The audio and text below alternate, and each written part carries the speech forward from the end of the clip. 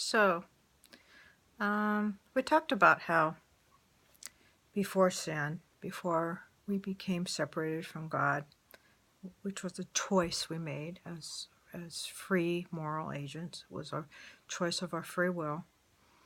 We no longer were covered by a robe of light, and we were living in fear and guilt, and our relationship with God was affected by this. So I want to look at what this meant. What did the curse mean? And the curse in the Bible was demonstrated in as early as Genesis chapter 3. So if you turn to Genesis 3, verses 12 and 13, and you read that, a result of the curse, a result of sin, was that Adam and Eve blamed God for the sin. They blamed each other, and they blamed the serpent. Like there's an old saying, well, the devil made me do it. Okay. This is not exactly a formula that helps to have a healthy, happy marriage or relationship.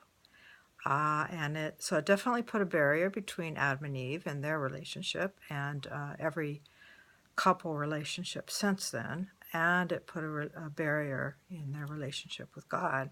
Okay. So they had denial and guilt and blame. And they hadn't had that before.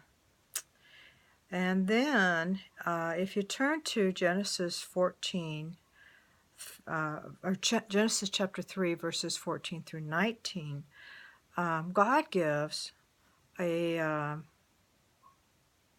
makes several powerful statements about the results of the curse to Adam and to Eve and to the serpent.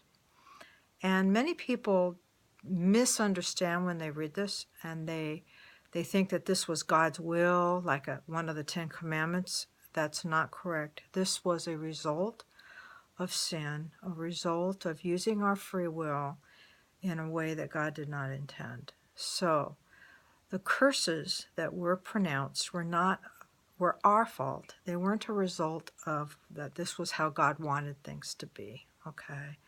So that's important to understand as you read those verses. Now, as we go then and understand this, it is important, I think, also to go back to Genesis 1, verse 14, and read from verse 14 and through 6. There's 6 verses there about days and years.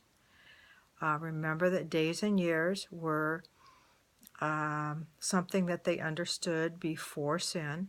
They understood this from the dawn of creation. Days and years also had to do with understanding times and seasons and prophecies. It also had to do with understanding the curse in the 25:20. And the way you find that out is you go on and you look through Genesis, and you go up to Genesis chapter 4, where it talks about the sin that Cain had by murdering his brother.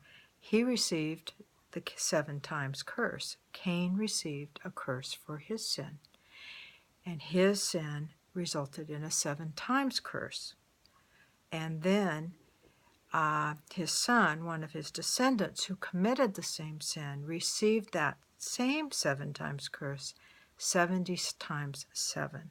So days and years and prophecy and the 7 times are all connected, as well as the covenant that God intends and wants to have with us to bring us back into harmony with Him and in a relationship with Him and to a whole relationship with each other.